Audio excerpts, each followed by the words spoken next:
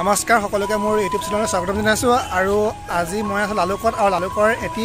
বিশেষ অনুষ্ঠান যেটো অনুষ্ঠান আমাৰ লালুকতে অৱস্থিত যি লখিমপুৰ জিলাত এনেকুৱা এটা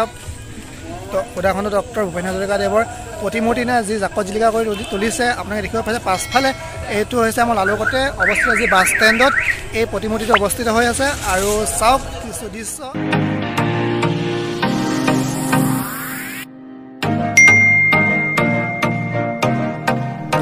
লালুকত অৱস্থিত সুধাখণ্ড ডক্টৰ ভূপেন হাজৰিকা দেৱৰ এই প্ৰতিমূৰ্তি ভাগ 2014 চনতে স্থাপন কৰা হয় তেতিয়াৰ পৰাই এই অনুষ্ঠানভাগৰ লগত জড়িত থকা ব্যক্তিগৰাকী হৈছে আমাৰ লালুকৰ এগৰাকী বিশিষ্ট ব্যক্তি যিগৰাকীৰ নাম উল্লেখ নকৰি নোৱাৰিম সেইগৰাকী হৈছে শ্ৰীযুত ৰাজীৱ চুতীয়াদেৱ তেখেতৰ পৰিচালনাতেই এই অনুষ্ঠানভাগ আগবাঢ়ি গৈ আছে আৰু তেখেতৰ লগত একেৰাহে সহযোগ কৰি আহিছে বিজয় পাচনি দা নুৰুল দা আৰু ৰাজীৱ দা তেখেতসকলৰ পৰিচালনাতে এই অনুষ্ঠানভাগ আগবঢ়াই নি আছে আৰু লালুক বাছ ষ্টেণ্ডৰ সকলো ব্যৱসায়িক প্ৰতিষ্ঠান ইয়াৰ লগত জড়িত হৈ আছে চাওক লালুকৰ এটি সুন্দৰ পৰিৱেশ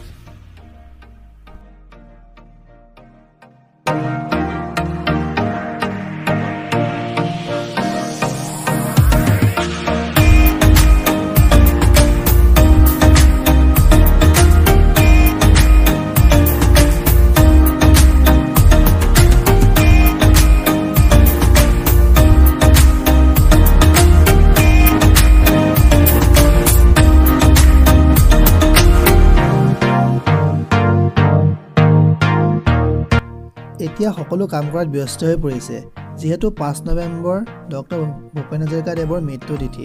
সমগ্ৰ অসমতে তথা ভাৰতত তেখেতৰ মৃত্যু তিথি পালন কৰা হয় আৰু সেই তদুপলক্ষে সকলোবোৰ প্ৰস্তুতি চলাই আছে আপুনি দেখা পাইছে যে বৰ্তমান চূণ গুলি থকা হৈছে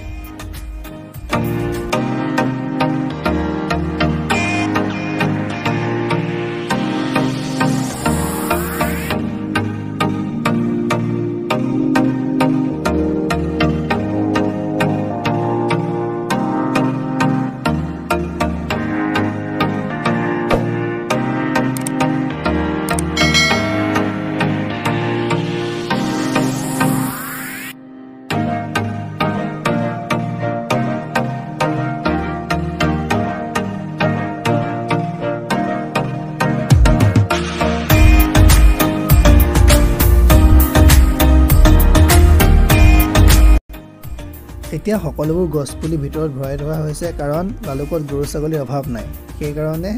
সকলোবোৰ গছৰ পুলি ভিতৰত ভৰাই দিছে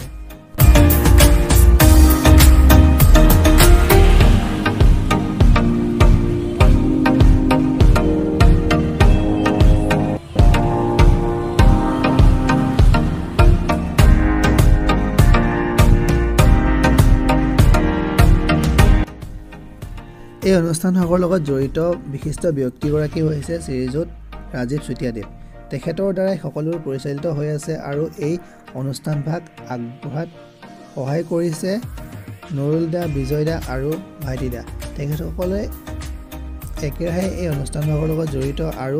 এই অনুষ্ঠানভাগৰ লগত এটি কাৰ্যালয় আছে আৰু কাৰ্যালয়টোৰ নামেই হৈছে সুধাখণ্ড ডক্টৰ ভূপেন হাজৰিকাৰ সাংস্কৃতিক ন্যাস আপোনালোকে দেখা পায় যে সকলোতে ব্যস্ত হৈ আছে বৰ্তমান সন্ধিয়া হৈ আহিছে আৰু যদিহে মোৰ চেনেল ছাবস্ক্ৰাইব কৰি লওক আৰু লগত থকা বেল আইকন দবাই অল কৰি থৈ দিয়ক লাইক কমেণ্ট শ্বেয়াৰ কৰি দিয়ক আৰু সকলোকে দেখুৱাই দিয়ক আজিৰ ভিডিঅ'টো ইমানেই আছিলে জয় অসম ধন্যবাদ